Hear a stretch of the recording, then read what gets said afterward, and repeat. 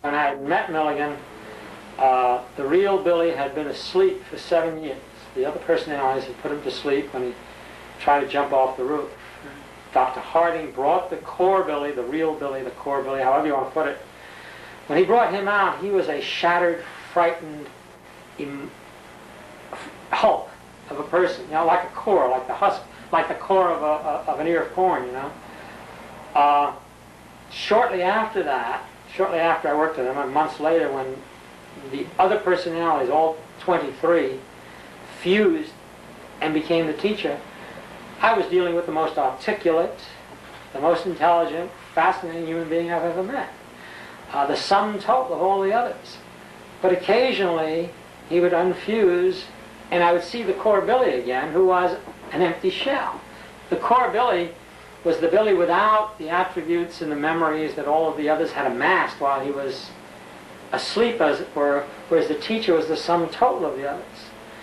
But when I saw Dr. Harding and what he did for him, I even told Dr. Harding, I saw my first miracle.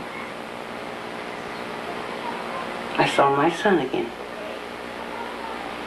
the core Billy, for the first in about 18 years.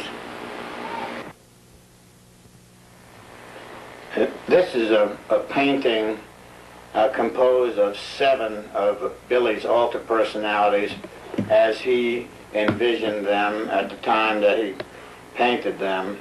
I had originally asked him, sometime before that, to try to paint all 24 of the personalities as an adjunct to therapy, that it might help in his treatment, to somehow put them all on canvas. He didn't do it, felt very uncomfortable about it, and ultimately decided on this, rightly saying that if you put 24 on there, you won't get any resolution, you won't see much detail. And he chose these 7. Why he chose these in particular, I never really found out.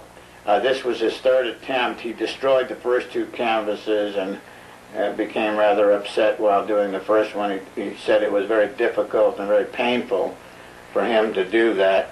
If you look down to the lower left-hand corner as you're looking at the painting, you'll see Alan seated. Then right next to him, standing and leaning against a post or a tree or whatever that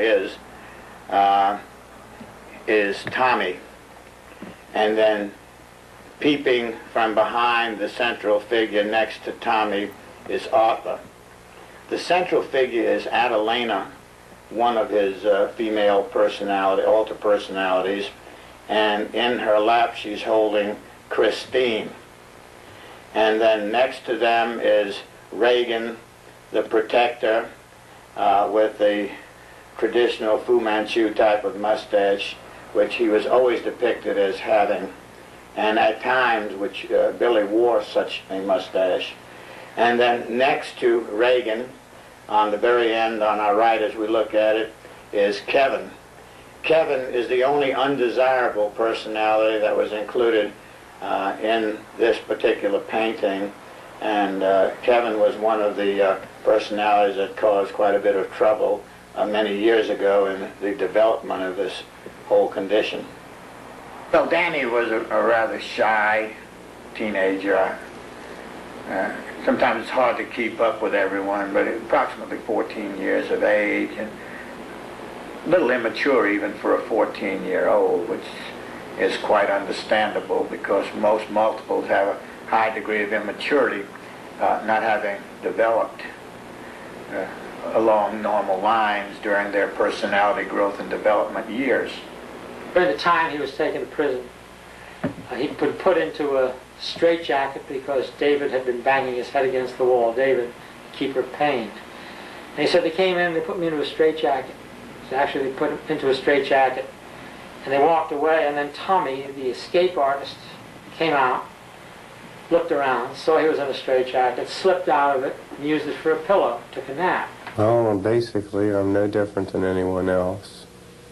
I was sent to Athens on a court order because Athens is considered not only a think tank and a learning center, but they had a specialist down there named Dr. David Caul, who is renowned in treating people with my kind of illness.